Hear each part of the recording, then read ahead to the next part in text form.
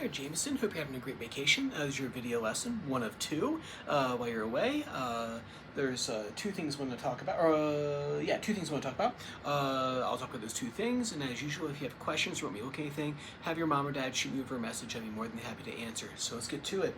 So last week I gave you Kids by MGMT. That was to work on your staccato bar chords. If we look here, the progression of the song is...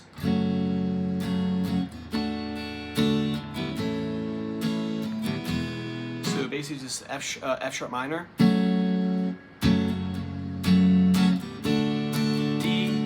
A to E, right? But that gets boring playing it down here, and you've been playing long enough with me that playing F sharp minor here, playing a D here for this bar chord shape or this bar chord shape, playing the A like this here, or playing the A like this here, or playing the E like this here, or playing the E like this here, that's not really challenging you too much anymore, and my job is to make sure that you're learning something that you didn't know before, which will give you the definition of learning. Anyway, we'll talk about that later. So another chord form that we can move around the fretboard, we have the E form, right? The E shape that we can move around. We have that A shape that we can move around. Another form that we can move around is called C, right? So if you play a C chord just open, like this right here, the root note of that chord is on the 5th string, the home bass note, the one that gives it its letter name, right?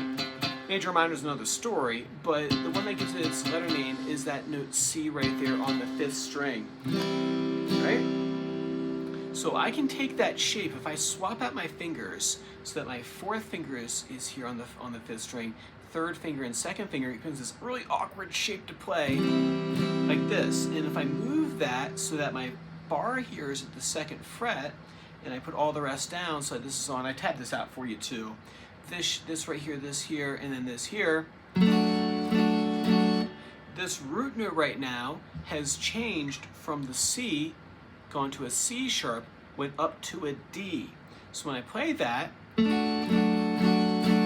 it is now a D chord. It sounds like a D chord. Someone walks by, you didn't play guitar, and said, hey, what's that guy playing over there?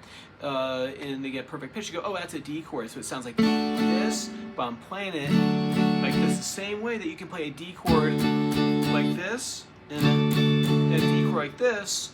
You now have a D chord that you can play like this. Now, why on earth would anybody want to play that chord voicing or that chord shape? And the answer is, if you want to eventually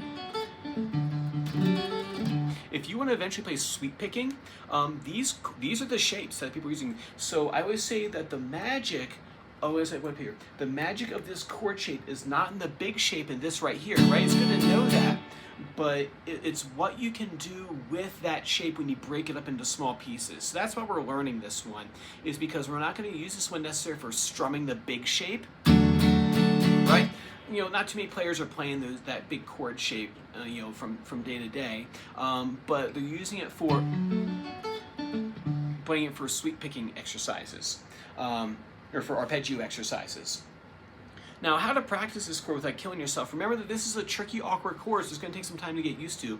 So what you'll do is get the chord shape on first, play it, drop the hand, bring it back up, get all into position, strum it once, drop the hand, bring it back up, on and off, on and off. You can strum it once, lift the chord shape up, hold it, and see if you can drop it all down at the same time. If you want to break through that level 3 into level 4 kind of stuff, these are kind of things that you got to learn, got to be able to do. All my high intermediate to advanced players, they know all this stuff, right? It just takes some time and practice to get them down. But there's no one on this planet who can play that chord voicing me. I spent a lot of time practicing that to be able to do that. But it helped out my shred playing, because then I knew where all the arpeggio shapes were, and I need someone to spoon feed me a bunch of box patterns, right?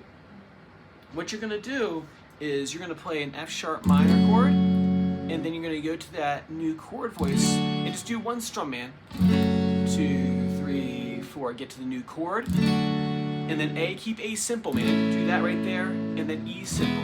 So this week, take that D chord and see if you can convert it into the C form. We're calling it C form because it looks like a C chord right here with a bar, and we're calling it a D chord because this note is the root note and it's changed from the C, C sharp, and D. That's why, right? And then the second thing I want you to practice is a new rock song. Come Out and Play by Offspring. I'm sending over an accompanying tab with this in a picture, and I'll do the playthrough right now. So you know this.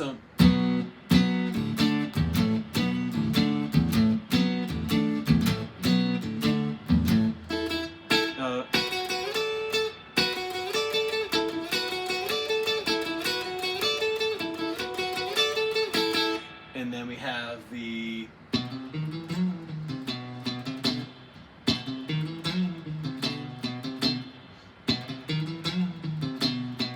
that main riff right there. Real quick, I'll go through each one of those parts. The power chord's pretty straightforward. He's hitting here at the B5, then he goes up to the D5. But what he does before there, he goes B open on the 5th and 4th string, here to 5th fret, root 5, then hits open again, and then hits the A power chord. So we have this.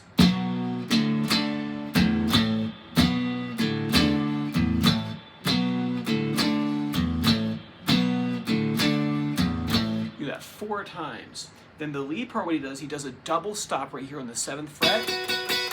Does a little partial bar right there. He's going to go 1, 2, 3, go up here to 10, 1, 2, 3, down here to 5, 1, 2, 3, 1, 2, 3, 1, 2, 3, 1, 2, oh sorry, 1, 2 at the end. 1, 2, 3, 1, 2, 3, 1, 2, 1, 2, 3, 1, 2, 3, 1, 2. Just sliding that first finger around, and then he gets into the main riff, which is a little harmonic minor pattern. You have 2, 3, 1, 2. You take that 2 right there. You slide up and down to 4 real quick. 1,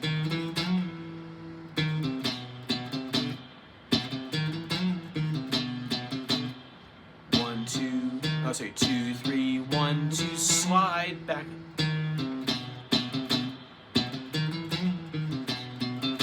And that's how you play the first little bit. The challenge part for this tune is not in those first couple riffs. There's a bridge section that he jumps around a little bit faster. We'll talk about that probably your next video or when you get back in town. Awesome, man. Work on that for me. And if there's no questions, I'll see you same time next time. Bye.